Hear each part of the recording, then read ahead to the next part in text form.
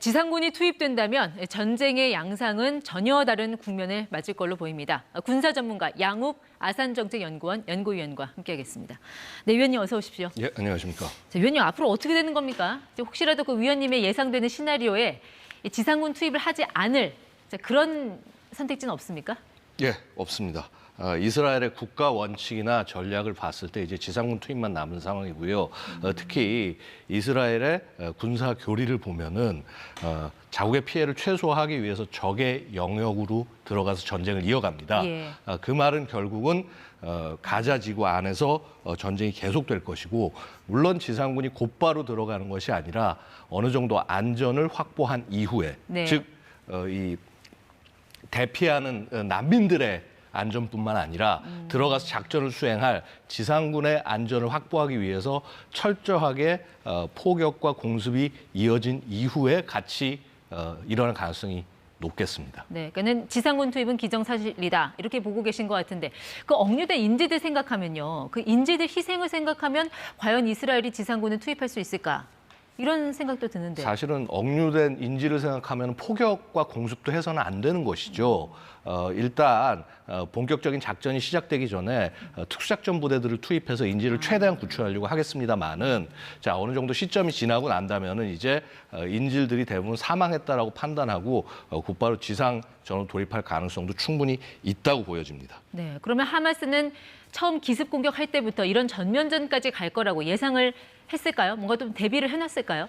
자, 일단 하마스의 공격 양상을 보고 있으면 침투에 들어가고 난 다음에 이스라엘의 영토를 점령한 것이 아니라 가서 양민들을 학살하고 인질을 데리고 가자지구 돌아갔습니다. 네. 그 말은 결국 이스라엘군의 지상군들 포함해서 많은 병력을 가자지구 내로 유인하는 모습으로 되게 볼 수가 있고요. 그 말은 예. 현지에 시가전을 위한 철저한 준비를 나름 해놓고 있다. 또한 그러한 치열한 전쟁의 양상을 통해서 자신들이 전달하고자 하는 아젠다가 있다. 네. 이렇게 볼 수 있겠습니다. 하마스는 공격이 아니라 어떻게 보면 매복하는 입장이잖아요. 어떤 전략으로 좀 준비를 하고 있을까요? 사실은 시가전은 공격자의 입장에서는 굉장히 어려운 공략 대상이고, 네. 방어자 입장에서는 매복 등 굉장히 여러 가지 것들이 편리합니다. 즉 건물 하나하나가 굉장히 훌륭한 엄폐물을 제공하고, 특히 이제 이것을 수색해 들어가는 공격자 입장에서는 방 하나하나를 수색하고 그다음에 뭐 민간인과 적을 구별해야 하고 하는 예. 굉장히 어려움들이 있을 수밖에 없습니다.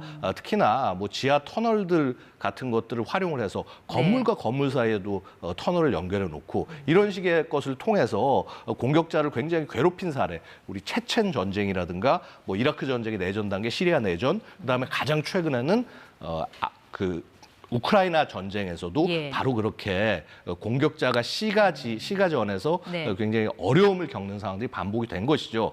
그런 부분에서 어느 정도 준비가 되어 있지 않나 생각이 됩니다. 네, 특히 말씀하신 그 시가전이라는 거는 사람이 사람을 직접 공격하는 양상이라, 그리고 또 지금 그 가자지구라는 곳이 인구 밀도가 굉장히 높은 곳이잖아요. 예. 피해가 어느 정도로 커질 걸로 예상하세요? 지금 일단 그 한 서울시 절반 정도의 면적에 한 30만 명 정도가 있고요. 근데 네. 특히 공격 대상은 가자지구 전체가 아니라 가자 북부 쪽입니다. 그쪽에 민간인들이 한 100만 명 이상 정도가 있는데, 이 인원들이 충분히 나가지 못한다면, 이제 소개되지 않는다면은 많은 사망자가 있을 수 있다. 이미 1,500명 정도의 민간인이 사망했고 42만 명이 집을 잃었습니다. 네. 이 부분이 가장 큰 우려라는 것이죠. 즉 하마스의 전투원의 사망보다는 민간인들이 얼마나 희생이 될 것인가, 네. 이 부분이 걱정이라고 하겠습니다. 그러니까 지금 이스라엘의 분위기라면 거의 하마스의 거점을 지도상에서 없애려는 막 그런 분위기도 읽혀지는데, 이번에 그 하마스 괴멸을 목표로 내세웠어요. 이거 가능할 걸로 보십니까?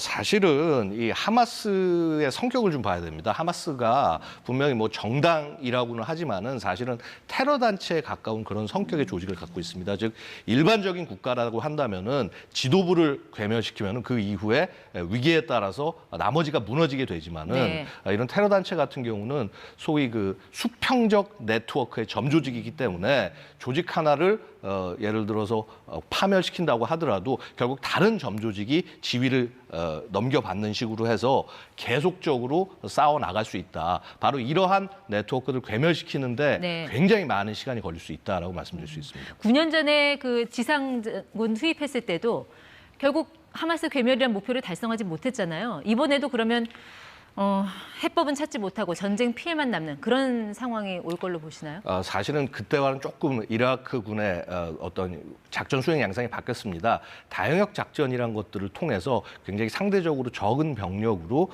유효한 공격을 해내는 그런 스마트한 전술을 활용을 하고 있습니다. 그래서 결국 대규모의 병력이 들어가서 이잡듯이 수색하는 그런 형식이 아니라 되려 네. 저강도의 그런 수색과 그다음에 집중적인 공격 이런 것들이 통해서 한다면은 어느 정도 이스라엘이 원하는 성과도 얻을 수 있지 않을까. 네. 아마도 이스라엘은 그렇게 기대를 할 것으로 보입니다. 조금 전에 그 이라크라고 한 거는 이스라엘로 죄송합니다. 정정을 하겠습니다. 물론 뭐 그런 성과를 기대도 하겠습니다만 시간이 길어지고 인명피해가 확산되면 그 책임에서 이스라엘도 자유롭지 못할 텐데요. 예, 당연합니다. 사실은 그런 면 때문에 지금 이스라엘이 소위 그 민간인들을 소개하라 하면서 24시간의 여유를 준 것도 그런 국제법적인 피해에서 좀 국제법적으로 되는 책임에서 벗어나기 위해서 그런 이 절차를 나름 찾아가는 것이 아닌가 생각이 됩니다. 네, 이 민간인 피해를 막으려면 어떻게든 이 지상군 투입만큼도 막아야 될 텐데 국제사회에서 해법이 나올 가능성은 없습니까? 사실은 지금 이 미국이 방금 보시다시피 지지 선언을 했고요. 이 이스라엘군의 보복은 정당하다라고 하는 그러한 여론을 형성해 나가고 있는 상황입니다. 지상군 투입을 막을 수는 없을 것으로 보이고 다만 이러한 그 국제법적 그다음에 인도적 차원의 고려가 같이 진행이 되면서 네. 하마스만을 정밀하게 제거하는 그런 작전이 수행되기를 기대할 수밖에 없을 것 같습니다. 네, 지금까지 양욱 아산정책연구원 연구위원과 함께했습니다. 고맙습니다. 감사합니다.